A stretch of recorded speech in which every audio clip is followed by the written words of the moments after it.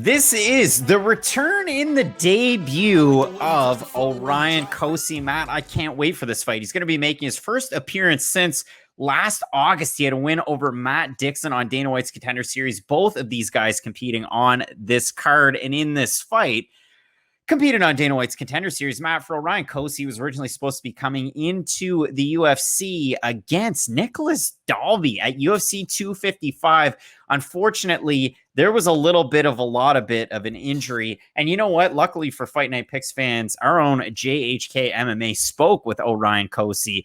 We're going to get his insight into his injury and a little bit of his recovery. So let's throw it on over to JHK.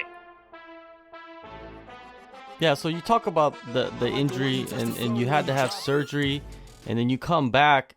Did it make you realize a lot of things that you were doing wrong in like your training?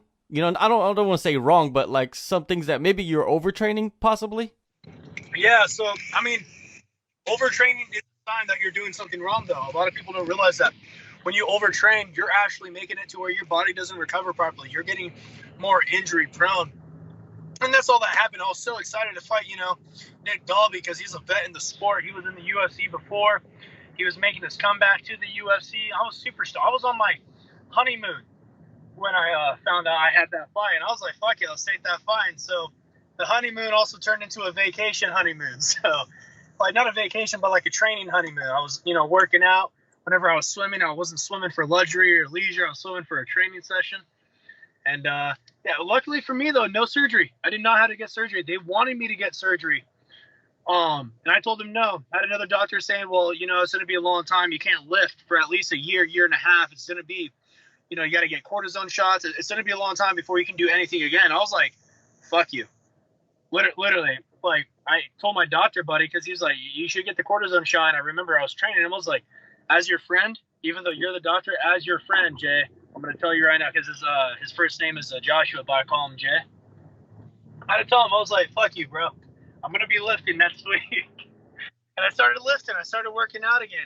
Even though it was, painful, I kept lifting. I kept eating, kept recovering. And I gave my body, everything that it needed. I was taking in more vitamins, more nutrition. I wasn't overtraining. I wasn't working out 2 hours, in a row, high intensity anymore. And now I'm doing sessions where it's, at least an hour and a half high intensity or strength training, rest a couple hours, work out anywhere between 30 minutes to an hour high intensity, rest a couple hours, and then, do technical drilling for at least an hour. And it feels good. My body feels great. I don't feel like I'm getting any injuries or shutting down. So I feel like I'm going to be a lot stronger as an athlete going into this fight because I did more research on my own body. Instead of just taking the doctor's advice and, with them saying just take time off. Well, you can only take so much time off before you start to actually hurt yourself by not training. You got to strengthen the injury. You got to strengthen the muscles around the injury. You got to strengthen the ligaments, everything around it. And that's what I did. So I'm glad I did it. I'm looking forward to this fight. So a lot of shoulder injuries, a lot of back injuries, nothing that you like to hear. Orion Cosce going a little bit outside the bounds of what we know about science and health and all that, and just taking the matters into his own hands. And listen, the guy's definitely one of those confident guys that really feels in tune with his body. You see a lot of professional athletes take things this way, but for Orion Cosce, I mean, he definitely has his work cut out for him, taking on Philip Rowe. And if you've seen anything from Orion Cosce, he considers himself the Goku of MMA. He's a team alpha male prospect. He is a big Dragon Ball Z fan. And the thing that I really found neat, he was a state champion wrestler, and he went to senior nationals in high school at Hoopa High. You can go out and check out some of those wrestling videos on the YouTubes. But the big buzzwords for me when I watch Orion Cosce fight, it's power and it's explosiveness. And you see that in a lot of his shots. He's not a guy that's going to overwhelm you with his boxing combinations. It's going to be a lot of power to bridge the gap, to get a clinch, to get it on the mat. And you saw it in the fight against Dixon. He was a plus 270 underdog in that fight. Dixon definitely won the first round to me. The second round was close. I had it for Cosce. And then he just gets the takedown in the third round. Both guys are pretty tired. And he just ends it in, what was it, a man of crucifix? So for Orion Cosce, special fighter. He's normally southpaw, but he can switch between the two to orthodox. Very patient. And again, 3 amateur fights, he wins them all by submission. As a pro, he's 7-0, but it's the reverse. 6 wins by knockout, 1 by submission. I think he's got an interesting ceiling in this division, especially with his brother. Matt, the one other thing that I want to say about Orion Cosce before I hand it off to you, and I remember we talked about this not long ago. There's a common thread between Philip Rowe and Orion Cosce, and it's the fact that Orion Cosce and his brother, Lewis, they both have back-to-back first-round submission wins over Daniel Williams. Who are the other brothers that have back-to-back wins over Danny Williams or Mick Williams? Way. The Shabazian brothers. Just a couple of sets of brothers beating off Williams. So what are you thinking about this fight, Matt? Wow, phrasing. So for Philip Rowe, this will be a really interesting matchup because he did not look good at all his last time out, and it left a sour taste in a lot of people's mouths because I thought he was going to look really good based on his Tuesday Night Contenders performance, because when you go out there and knock out Leon Shabazian the way that he does, they have a wild back and forth fight too. Like, Contender Series tends to feel like you get a lot of squash matches where the, heavy favorite goes out there and does what's expected of them, or every now and then, like maybe once a season, not even once a week, you have like a great underdog story and then they get signed by the UFC. The Shabazian Philip Rowe fight was just one of those back and forth great fights that did result in a great Philip Rowe knockout. And I thought, okay, great. We're going to get like this crazy blood and guts type fighter. And he kind of showed shades of that in the Gabe Green fight. But Gabe Green, to me, he's a very winnable fight. Like, I know he's probably better. He's better than the version of him that fought Daniel Rodriguez. Don't get me wrong at all. But he was even good in that fight.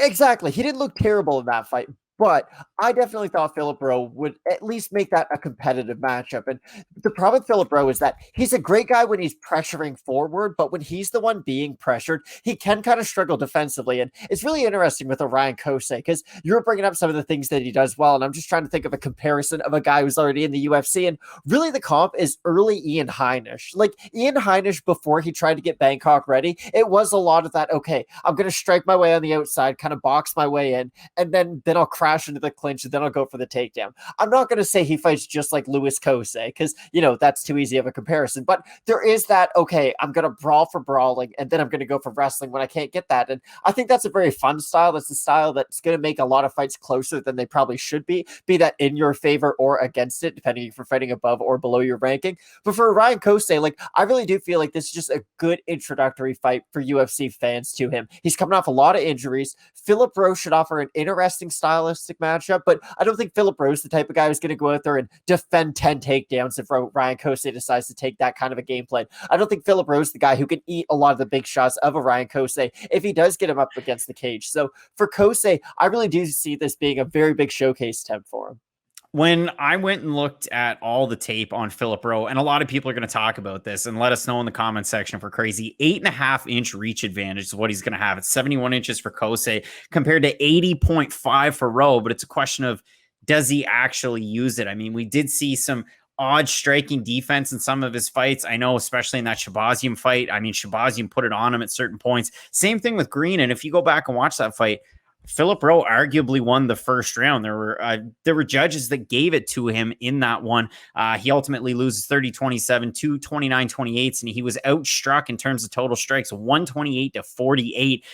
But I go over to the Instagram and I love the training partners because Matt, I mean, a Fight Night Picks favorite, Gerald Mearshart is over there training with him at Fusion XL. He also has Jared Gooden as well as Alex Pereira, Joe Rogan's favorite kickboxer. So when I have a look at the odds for this one, Orion Cosce almost a 2-1 favorite around a -190. Philip Rowe at a +150. We have a look at those Tapology votes. Surprised us as they are to you, Matt. 930 total votes, 83% Cosce, 74% by knockout for the 17% that have Rowe, 49% by decision, 28% by knockout, like 15% by submission. So I feel like you kind of tipped your hand here, but what are you thinking in terms of an overall pick?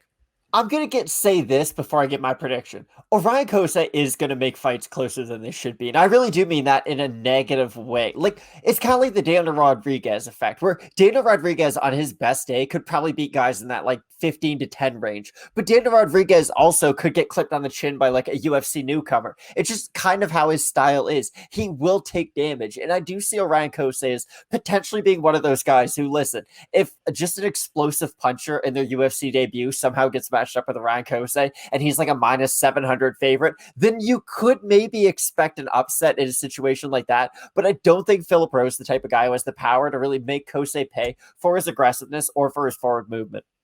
I mean, you look at it for Philip Rowe, the last time he was able to get the win, that was back, last August, the win over Shabazian. Before that, Matt McKeon, who was 4-5, Andrew Hellner, 1-2, Cole Milani, 0-3, Josh Zuckerman, 0-1, Ian Brofsky, 1-1. Do we want to play this game?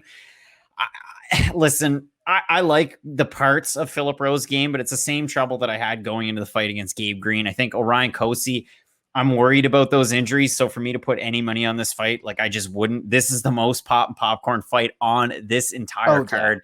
The injuries scare me. The cardio, especially, again, both guys really laid it out there in the Dixon fight. And ultimately, Cosce gets to finish in the third round.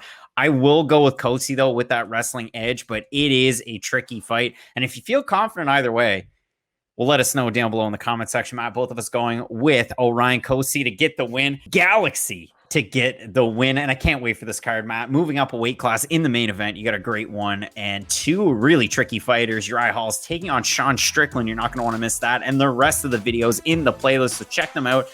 Keep it locked in with Fight Night Picks. And as we always say, let's get into it.